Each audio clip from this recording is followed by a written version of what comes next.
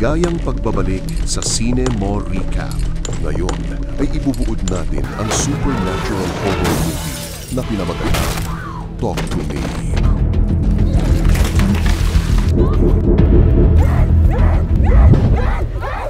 Nagsimula ang pelikula sa isang malaking party kung saan ang isang teenager na nangangalang Cole ay naghahanap sa isang masikip na bahay para sa kanyang nakababatang kapatid na lalaki, si Duckett. May nagpaalam sa kanya na ang kanyang kapatid ay wala ng kontrol at nakita ni Cole na si Duckett ay nagkulong sa kanyang sarili sa isang silid kaya't sinira niya ang pinto. Natagpuan niya ang isang walang sando at sugatan na si Duckett na bumubulong sa kanyang sarili at sinubukan siyang iuwi. Nang makita ni Cole ang lahat na nagre-record ng eksena sa kanilang mga telepono, nagalit siya at sinigawan silang tumigil. Ngunit, biglang sinaksak ni Duckett si Cole. Pagkatapos ay lumabas siya upang saksakin ang kanyang sarili sa mata na ikinagulat ng ibang mga bisita sa party.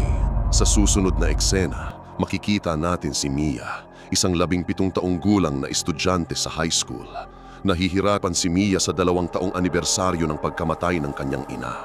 Naniniwala siyang namatay ang kanyang ina dahil sa hindi sinasadyang overdose at naiinis siya sa kanyang ama, si Max, kaya hindi niya ito masyadong kinakausap pagkatapos ng nangyari. Kinalaunan sa araw na iyon, pumunta si Mia para sundun si Riley mula sa bahay ng kanyang kaibigan. Si Riley ay ang nakababatang kapatid sa kanyang matalik na kaibigan, si Jade. Mula nang pumanaw ang kanyang ina, si Mia ay nananatili sa bahay ni Jade dahil ang kanyang pamilya lamang ang makapagbigay sa kanya ng kaligayahan at pag-asa kapag siya ay nasa pinakamababang punto ng buhay. Sa daan, nakakita sila ng isang nasagasaang batang kangaroo.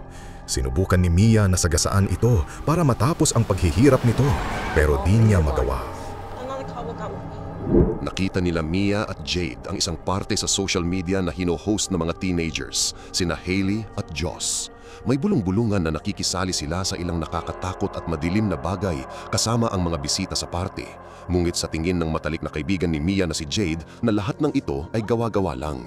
Gusto ni Mia na makita ito ng personal, kaya nagpasya si Jade na pumunta na lang dahil nandoon ang boyfriend niyang si Daniel. Kasama ang kanyang nakababatang kapatid na si Riley, silang tatlo ay lumabas at tumungo sa party. Sa wakas ay nakarating na sila sa party at doon ay makikilala natin ang boyfriend ni Jade, si Daniel, na naging ex-boyfriend pala ni Mia. Magkaibigan pa rin sila kahit minsan na silang nagkasama. Maya-maya, ipinakilala ni Hailey at Joss sa kanila ang larong kinagigiliwan ng lahat. Ang laro ay tinatawag na Talk to Me. Ang pangunahing atraksyon ay isang embalsamadong kamay mula sa isang medium at ito ay may kakaibang nakasulat dito. Ang laro ay madali lang. Hahawakan mo ang embalsamadong kamay, magsisindi ng kandila at sasabihin ng mga salitang Talk to Me. Iyon ay dapat na magpatawag ng demonyo o espiritu, ngunit ang taong may hawak lamang ng kamay ang makakakita nito. Pagkatapos, sasabihin ng taong iyon, pinapapasok kita, at kaagad sinapyan sila ng demonyo. Itinaas ni Mia ang kanyang kamay at nagboluntaryong maging ang sasapian. Ipinaalam sa kanya ni Hailey, ang host, na ang koneksyon ay kailangang putulin sa loob ng 90 segundo sa pamamagitan ng paghihip ng kandila upang maiwasan ang pagbigkis ng mga espiritu sa taong iyon. Sinimulan ni Mia sa pamamagitan ng paghawak sa nakaembalsamong kamay at sinabing, "Talk to me." At pagkatapos ay nakita niya ang makamulto na imahe ng isang matandang lalaki na sa una ay nagbigay sa kanyang takot. Nag-alangan si Jade na hayaan si Mia na ipagpatuloy ang laro, ngunit pinatigil siya ni Hailey. Inulit ni Mia ang paghawak sa kamay at naharap siya sa nakakatakot na tanawin ng isang kakaibang babae. Sa pagkakataong ito, hinikayat siya ni Hailey na sabihin, "Pinapapasok kita." At nang sinabi niya ito, ang espiritu ay pumasok sa kanyang katawan. Sa lalong madaling panahon, siya ay nagsimulang kumilos ng wala sa sarili, nagsasalita sa isang nakakatakot at mapagbantang boses. Itinuro niya ang kanyang daliri sa nakababatang kapatid ni Jade na si Riley at sinabing, "Gusto ka talaga nila." Kusang bumakas ang pinto at nang umabot ang oras sa 83 segundo, sinubukan ni Joss na hilahin si Mia palayo sa kamay bago ang 90 segundong marka. Ngunit ayaw bitawan ng demonyo ang kamay at sinigawan si Riley na tumakbo. Sa kalaunan, nagawa ni Hailey at Joss na putulin ang koneksyon ni Mia sa espiritu kahit na medyo lumampas ito sa 90 segundong marka. Sa sandaling nakauwi na sila ng gabing iyon, Nilapitan ni Riley si Mia at tinanong kung ano ang pakiramdam na sinapian ng espiritu, na sinagot ni Mia na kamangha-mangha ang pakiramdam. Naririnig, nakikita at nararamdaman niya ang lahat habang nakangiti. Napakasaya ni Mia na sinapian ng demonyo, kaya nagpasya ang kasintahan ni Jade na si Daniel na gusto niyang gawin ito. Pumayag si Hailey sa kahilingan ni Jade at gagawin nila ito sa bahay ni Jade ng gabing iyon. At dahil sa kakaibang thrill na dala ng larong ito, mas marami pang kabataan ang mahuhulog sa bitag. Ngunit hindi nila alam, bawat segundo ng laro, mas lalo silang hinihila papalapit sa bangin ng walang nang balikan. Nagtipon sila sa bahay ni Jade, naghintay kay Hailey at Jazz na simula ng larong pagpapatawag ng espiritu. Umupo agad si Daniel sa harap ng embalsamadong kamay, nagre-recite ng "Talk to me" at "Pinapapasok kita" na dahilan para maposes siya. Ang masama pa ay kung sino man o kung ano man ang nagposes kay Daniel ay ininsulto si Jade at kumilos ng malaswa. Habang si Daniel ay nakadapa sa sahig, lumapit ang aso ni Jade at dinilaan ni Daniel ang kanyang bibig sa isang malaswang paraan. Ang eksenang ito ay parehong nagpainis at nagpasaya sa ibang mga kabataan, kaya agad nilang hinipan ang kandila. Gayunpaman, hindi pa sila nakontento, kaya't lahat sila ay sumangayon na subukan nilang muli. Sa kabutihang palad, ang nanay ni Jade, si Sue, ay nasa labas ng gabing iyon. Ang laro na nagsimula bilang katuwaan ay unti-unti nang nagiging delikado. Kung ganitong klaseng spirito ang pumapasok, ano pa kaya ang mas malala na naghihintay sa kanila? Nang tanungin ni Riley kung maaari siyang sumubok, sinabi ni Jade na hindi dahil ang larong ito ay masyadong mapanganib at ang iba ay sumang-ayon dahil siya ay masyadong bata pa. Dahil dito, nagkaroon ng pagtatalo sina Jade at Riley at umalis sandali si Jade sa silid.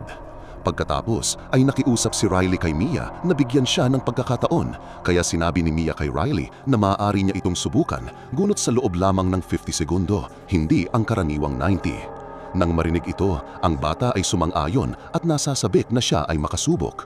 Binigkas ng batang lalaki ang kanyang sasabihin habang si Hailey ay nagtakda ng timer at agad siyang naposes. Sa sorpresa ng lahat, si Riley ay tila sinapian ng namatay na ina ni Mia at ang mga bagay-bagay ay naging medyo masalimuot. Sa una, ang nanay ay nagsasabi ng mga matatamis at taus-pusong mga bagay na pinag-uusapan kung gaano siya nangungulila sa kanya. Gusto ng ibang mga kabataan na putulin ang koneksyon pagkalipas ng 50 segundo, ngunit humiling si Mia na dagdagan pa ang panahon na makausap ang inaakala niyang ina. Habang lumilipas ang limitasyon sa oras, sinubukan ng iba pang mga kabataan na putulin ang koneksyon, ngunit pagkatapos, ang mga bagay ay lumihis sa inaasahan. Ang espiritong kumokontrol kay Riley ay biglang naging marahas at inihampas ang kanyang ulo sa cabinet.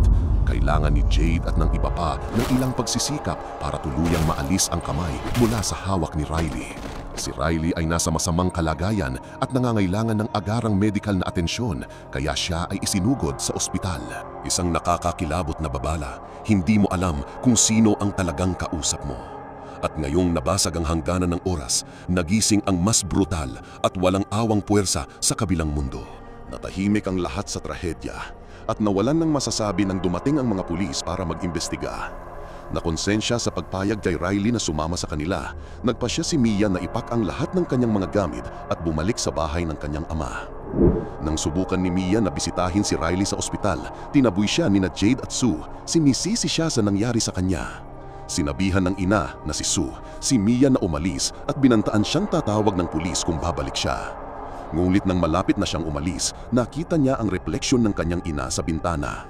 Inakay siya ng ina sa banyo kung saan narinig niya ang boses ng kanyang ina na humingi ng tulong, ngunit nang tumingin siya sa loob, walang tao. Kasunod ng kakaibang pangyayari, si Mia ay nagsimulang gumugol ng mas maraming oras sa kanyang dating kasintahang si Daniel, at halatang may nararamdaman pa rin si Mia para kay Daniel. Iniisip ni Mia na maaring sinusubukan ng kanyang ina na makipag-ugnayan sa kanya, sa kabila ng sinabi ni Daniel sa kanya na sa tingin niya ay hindi espiritu ng kanyang ina ang sumanib kay Riley. Nang gabing iyon, habang natutulog si Daniel, nagising si Mia sa isang panaginip, at pagkatapos ay biglang nakita niya ang espiritu ng isang matandang babae na lumapit patungo kay Daniel at sinipsip ang paa ni Daniel. Sa takot, desperadong sinigawan niya ito para magising, ngunit nagulat si Daniel. Si Mia ang sumisipsip sa kanyang paa. Dahil dito, natakot si Daniel at nagpasyang umalis kaagad ng bahay. At dito lumilinaw, hindi na basta nakikita ni Mia ang mga espiritu. Siya mismo ang nagiging instrumento ng nila. Unti-unti na ba siyang nawawala sa sariling pagkatao? Pagkaalis niya, mukhang kinuha ni Mia ang kamay para sa kanyang sarili at nag-set up ng kandila upang subukang makipag-usap sa espiritu ng kanyang ina. Sa wakas ay lumitaw ang kanyang ina, si Rhea, at hindi na napigilan ni Mia ang kanyang nag-aalap na tanong. Aksidente bang nangyari ang overdose ng kanyang ina o nagpakamatay siya? Ang espiritu ng kanyang ina ay tiniyak sa kanya na ito ay talagang isang aksidente at hindi niya kailanman kusang loob na iiwan si Mia. Ibinahagi ng espiritu na si Riley ay kasalukuyang naghihirap at apurahang nangangailangan ng tulong. Sa ospital, sinubukan ni Jade ang kanyang makakaya upang tulungan si Riley, ngunit nasa ilalim pa rin ito ng sanib at nauwi sa pagkagat sa kanya. Pagkatapos ay bumagsak siya sa sahig at nauntog ang ulo sa dingding ng banyo. Ang demonyo sa loob niya ay sinusubukang saktan siya, ngunit sa kabutihang palad, ang doktor ay namagitan at kinontrol ang sitwasyon. Sa susunod na eksena, si Mia ay nakipagsanib puwersa kasama sina Daniel, Hailey at Joss habang hinanap nila si Cole, ang unang lalaking nakita natin sa opening scene. Malalaman natin na nakuha ni Joss ang kamay mula kay Duckett na nakita nating nagpakamatay sa simula. Pagkatapos ay nakilala nila si Cole na sinisisi si Joss sa palaging pag-imbita kay Duckett, ang kanyang yumaong kapatid, na laruin ang kamay ng demonyo.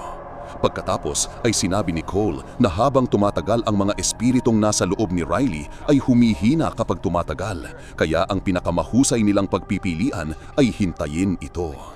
Si Mia na nag-aalala na malapit na ang katapusan ni Riley ay gumawa ng isang plano. Ang kanyang plano ay tapusin ni Riley ang laro dahil sa palagay niya ay nakalimutan nilang hipan ang kandila habang may sanib pa siya. Kaya pumunta siya sa ospital sa pagtatangkang kunin ng mga espiritu para iposes ulit si Riley at humanap ng paraan para maibalik siya, ngunit hindi ito nagtagumpay. Pagkatapos ay nagpasya si Mia na pumasok sa mundo ng mga espiritu upang iligtas ang kaluluwa ni Riley na pinaniniwala ang niyang binihag ng mga espiritu. Biglang, sa isang pangitain, nakatagpo niya ang espiritu ng isang maliit na batang babae at nagmakaawa sa batang babae na dalhin siya kay Riley. Pagkatapos ay sinabi ng batang babae na papapasukin niya si Mia.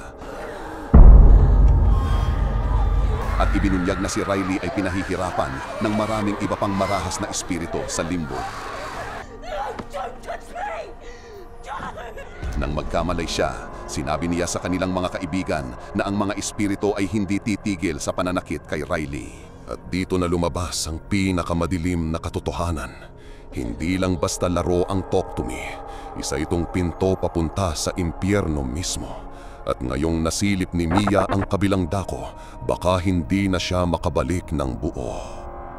Sa sandaling umuwi si Mia, nilapitan siya ni Max, ang kanyang ama, at sinabing gusto niyang ibunyag ang katotohanan tungkol sa pagkamatay ng kanyang ina. Humingi siya ng paumanhin sa hindi pagsabi sa kanya ng mas maaga at ipinakita sa kanya ang sulat ng pagpapakamatay ni Rhea na nagpapatunay na hindi aksidente ang kanyang pagkamatay. Nanlulumo at lumuluha sa silid, nakita ni Mia ang espiritu ni Rhea. Ngulit pagkatapos, narinig ni Mia ang kanyang ama na kumakatok sa kanyang pintuan at sinabi ng ina na isinulat ni Max ang sulat bilang isang kasinungalingan at sinabi na ginagaya ng espiritu si Max habang ang ama ay nakikita sa katabing silid. Iginiit din ni Rhea na maliligtas lamang si Riley kung mamatay ang bata. Dito pumasok sa silid ang espiritong gumagaya sa kanyang ama na si Max at marahas na inaatake siya. Naririnig ng aktwal na Max ang kaguluhan mula sa kabilang silid at nalaman niyang nakalak ang pinto ni Mia kaya sinira niya ang pinto para tignan siya. Tulad ng pagtatangka ni Mia na saksakin ng espiritong umaatake sa kanya, hindi sinasadyang nasaksak niya ng gunting sa leg ang kanyang tunay na ama. Nang maglaon, tinawagan ni Mia si Jade at sinabihan siyang pumunta sa kanyang bahay dahil alam niya kung ano ang gagawin. Ngunit lumalabas na niloko niya si Jade na umalis sa ospital habang siya mismo ay pumunta doon upang makita si Riley. Ngunit pagkatapos, nagpakita ang ina ni Jade na si Sue at humingi ng paumanhin sa mga sinabi niya dati. Tiniyak ni Sue kay Mia na wala siyang kasalanan sa nangyari kay Riley at pinayagan niya si Mia na mapag-isa sa kanya kahit isang minuto. Ngayon, halos nasa ilalim ng impluensya ng mga demonyong espiritu, si Mia ay kumbinsido na ang tanging paraan upang iligtas si Riley ay sa pamamagitan ng pagpatay sa kanya sa paniniwalang ito ang magwawaka sa kanyang pagdurusa. Kaya, tinangka niyang patayin si Riley gamit ang parehong pares ng gunting, ngunit hindi niya magawa iyon. Samantala, si Jade na pumunta kay Mia ay hindi mahanap kahit saan, ngunit sa halip, nakita niya ang kanyang ama sa critical na kondisyon. Mabilis na tumawag si Jade ng ambulansya at inalertuhan ang kanyang ina. Binabalaan siya na si Mia ay magdudulot ng panganib kay Riley. Si Sue, pagkatapos ay nagmadaling bumalik sa silid ng ospital ni Riley, ngunit ang kanyang anak ay tinangay ni Mia. Pagbalik ni Jade sa ospital, nakita niyang itinutulak ni Mia si Riley sa wheelchair sa di kalayuan at mabilis siyang sinundan. Nagpasya si Mia na igulong ang bata sa gilid ng isang abalang highway na nagbabalak na wakasan ang kanyang paghihirap. Sa kanyang guni-guni, nakikita niya siya bilang isang matanda, nabubulok na espiritu. Sinubukan ng espiritu ni Rhea na hikayatin si Mia na itulak si Riley sa paparating na trapiko sa pamamagitan ng pagbulong na ipinagmamalaki niya ito at tama ang kanyang ginagawa. Kaya inalis niya ang kanyang mga kamay sa wheelchair ni Riley dahilan para mabangga ang paparating na sasakyan. Makikita natin si Mia na nakahandusay sa gitna ng kalsada na parabang siya ang nasagasaan ng kotse at nasugatan ng husto. Nang magkamalay siya sa kalsada, nakita ni Mia si Jade na nag-aasikaso kay Riley sa tabi ng kalsada.